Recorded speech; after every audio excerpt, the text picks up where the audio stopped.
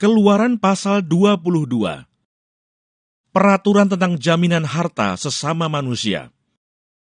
Apabila seseorang mencuri seekor lembu atau seekor domba dan membantainya atau menjualnya, maka ia harus membayar gantinya, yakni 5 ekor lembu ganti lembu itu dan 4 ekor domba ganti domba itu. Jika seorang pencuri kedapatan waktu membongkar dan ia dipukul orang sehingga mati, maka si pemukul tidak berhutang darah. Tetapi jika pembunuhan itu terjadi setelah matahari terbit, maka ia berhutang darah. Pencuri itu harus membayar ganti kerugian sepenuhnya. Jika ia orang yang tak punya, ia harus dijual ganti apa yang dicurinya itu. Jika yang dicurinya itu masih terdapat padanya dalam keadaan hidup, baik lembu, keledai, atau domba, maka ia harus membayar ganti kerugian 2 kali lipat.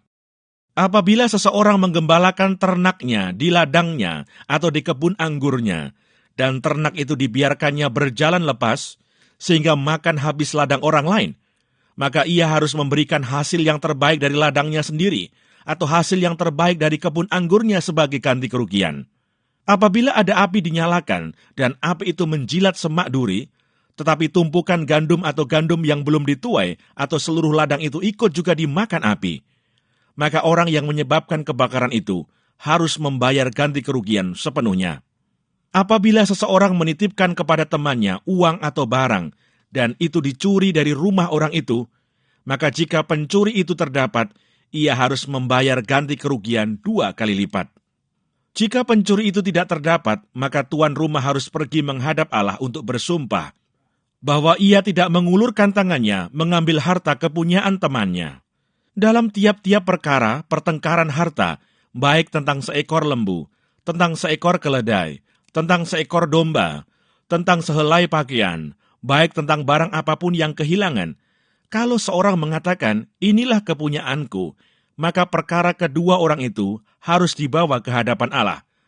Siapa yang dipersalahkan oleh Allah, haruslah membayar kepada temannya ganti kerugian 2 kali lipat.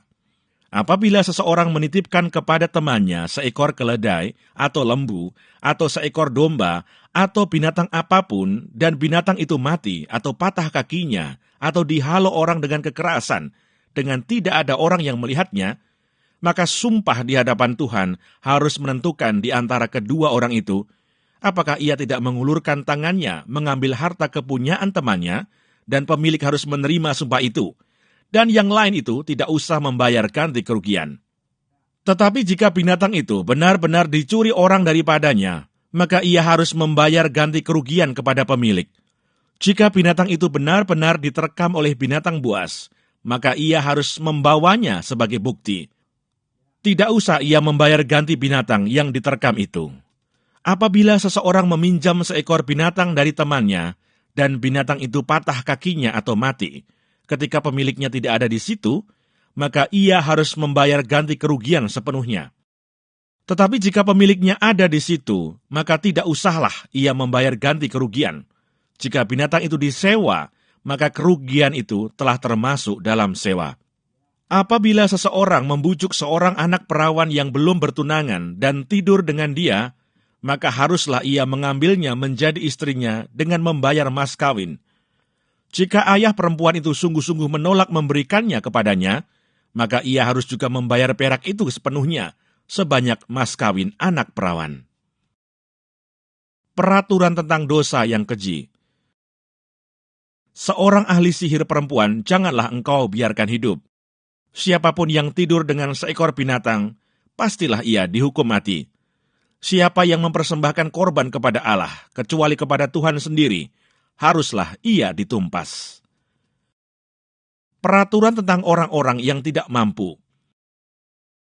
Janganlah kau tindas atau kau tekan seorang orang asing, sebab kamu pun dahulu adalah orang asing di tanah Mesir. Seorang janda atau anak yatim janganlah kamu tindas.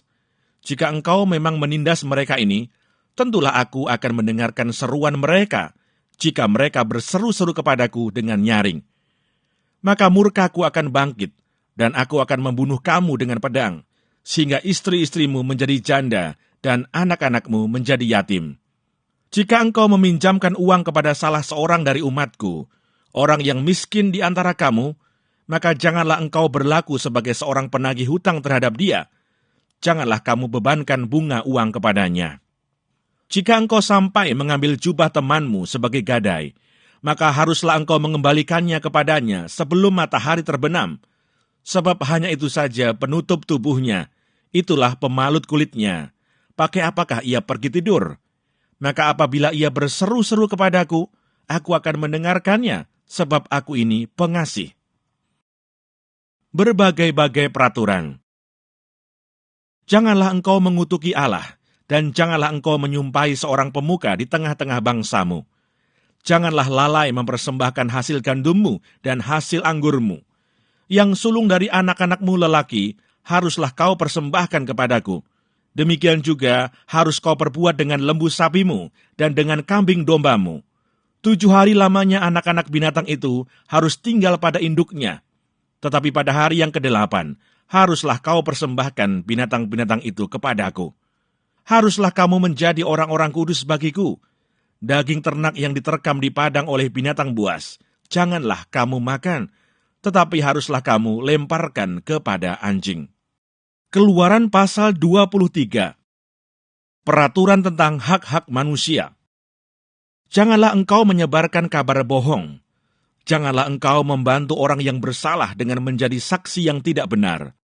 Janganlah engkau turut-turut kebanyakan orang melakukan kejahatan, dan dalam memberikan kesaksian mengenai sesuatu perkara, janganlah engkau turut-turut kebanyakan orang membelokkan hukum. Juga janganlah memihak kepada orang miskin dalam perkaranya. Apabila engkau melihat lembu musuhmu atau keledainya yang sesat, maka segeralah kau kembalikan binatang itu. Apabila engkau melihat rebah keledai musuhmu karena berat bebannya, maka janganlah engkau enggan menolongnya. Haruslah engkau rela menolong dia dengan membongkar muatan keledainya. Janganlah engkau memperkosa hak orang miskin di antaramu dalam perkaranya. Haruslah kau jauhkan dirimu dari perkara dusta. Orang yang tidak bersalah dan orang yang benar tidak boleh kau bunuh, sebab aku tidak akan membenarkan orang yang bersalah. Suap janganlah kau terima, sebab suap membuat buta mata orang-orang yang melihat dan memutarbalikan perkara orang-orang yang benar. Orang asing janganlah kamu tekan, karena kamu sendiri telah mengenal keadaan jiwa orang asing, sebab kamu pun dahulu adalah orang asing di tanah Mesir. 6 tahunlah lamanya engkau menabur di tanahmu dan mengumpulkan hasilnya. Tetapi pada tahun ke-7, haruslah engkau membiarkannya dan meninggalkannya begitu saja, supaya orang miskin di antara bangsamu dapat makan, dan apa yang ditinggalkan mereka haruslah dibiarkan dimakan binatang hutan. Demikian juga kau lakukan dengan kebun anggurmu dan kebun zaitunmu. 6 harilah lamanya engkau melakukan pekerjaanmu, tetapi pada hari ke-7 haruslah engkau berhenti, supaya lembu dan keledaimu tidak bekerja, dan supaya anak budakmu perempuan dan orang asing melepaskan lelah.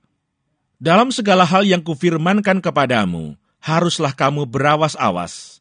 Nama Allah lain janganlah kamu panggil, janganlah nama itu kedengaran dari mulutmu. Peraturan tentang kebaktian dan hari-hari raya.